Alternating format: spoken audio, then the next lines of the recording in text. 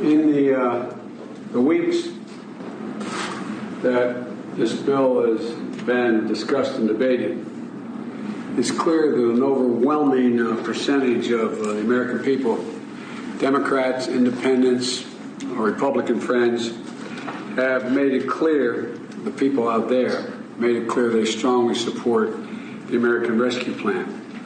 Yesterday, with the final passage of the plan in the House of Representatives, their voices were heard and reflected in everything we have in this bill. And I believe this is, and most people I think do as well, this historic legislation is about rebuilding the backbone of this country and giving people in this nation, working people, middle-class folks, people who built the country, a fighting chance. That's what the essence of it is.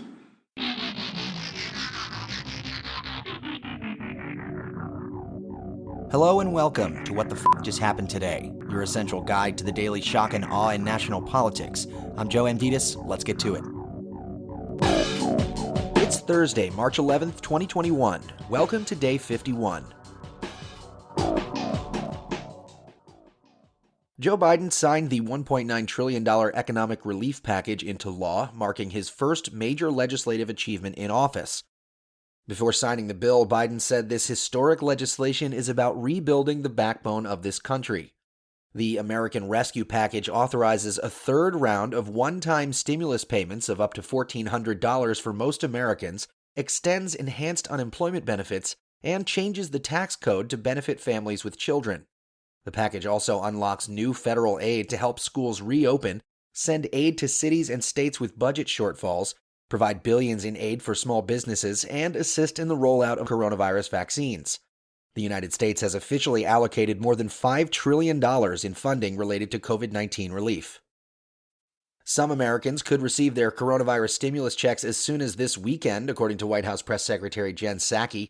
She said this is, of course, just the first wave, adding payments to eligible Americans will continue throughout the course of the next several weeks. Biden plans to address the nation tonight at 8 p.m. Eastern, marking the one-year anniversary of the day the World Health Organization declared a pandemic and the COVID-19 restrictions that forced the United States into lockdown.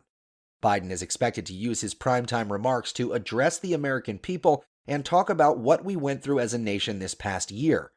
Biden previewed his remarks on Wednesday, saying, "I'm going to talk about what comes next, explain what we will do as a government, and what we will ask of the American people. There is a light at the end of this dark tunnel, but we cannot let our guard down now or assume the victory is inevitable." He added, "Together, we're going to get through this pandemic and usher in a healthier and more hopeful future." Meanwhile, the U.S. death rate increased by 15% overall last year as a result of the pandemic, the deadliest year in recorded U.S. history. COVID-19 killed nearly 400,000 people in the United States in 2020, making it the third leading cause of death behind heart disease and cancer. Moving on, more than 3,700 unaccompanied migrant children are in Border Patrol custody. One Homeland Security official described the border facilities as absolutely overcrowded, adding that several were severely over capacity. Border Patrol apprehended nearly 800 unaccompanied migrant children just yesterday, double the current 450 daily average. After being taken into custody, unaccompanied children are required by law to be turned over to the Department of Health and Human Services within 72 hours. However, kids are currently staying in Border Patrol custody for more than 4 days on average.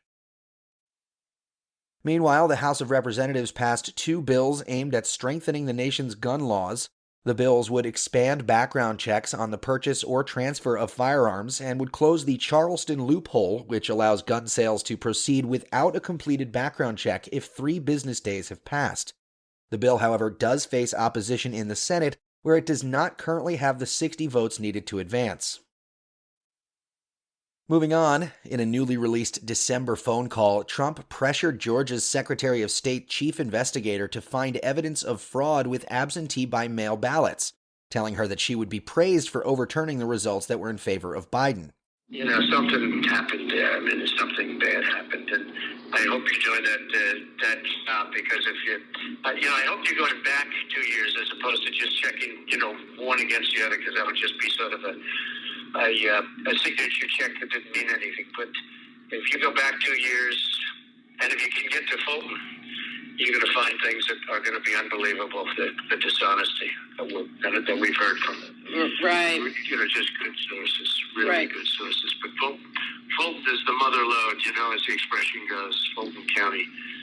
Right. And, well, Mr. President. I don't want to say, Right. I appreciate your comments, and I can assure you that our team and the GBI that we're only interested in the truth and finding finding the information that's based on the facts.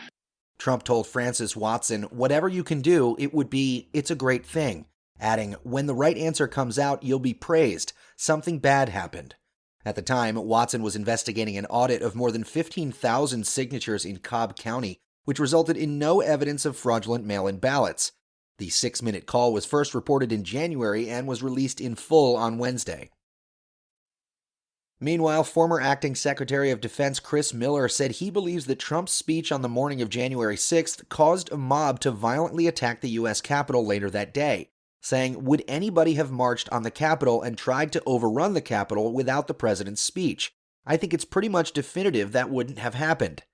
As the acting defense secretary at the time, Miller was in charge of the military's response and has since been criticized for the DoD's slow deployment of the National Guard. While Miller has rejected the criticism, calling the speed of the response normal, he added that the political climate at the time was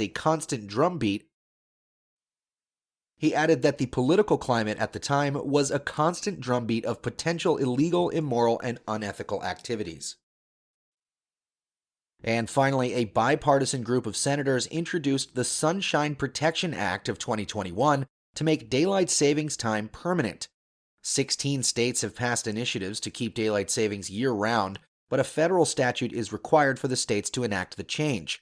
Daylight savings time begins Sunday and ends November 7th. And in the polls, NPR says 30% of Americans say they won't get a coronavirus vaccine, while 45% say they will, and 22% say they've already been vaccinated. 49% of Republican men, 47% of Trump supporters, 30% of white men without college degrees, and 38% of white evangelical Christians all say they will not get vaccinated. That's all for now. You can find the links and sources for all of these stories on the main website. And as always, visit whatthefjusthappenedtoday.com for the latest news and headlines. Until next time, I'm Joe Anditas.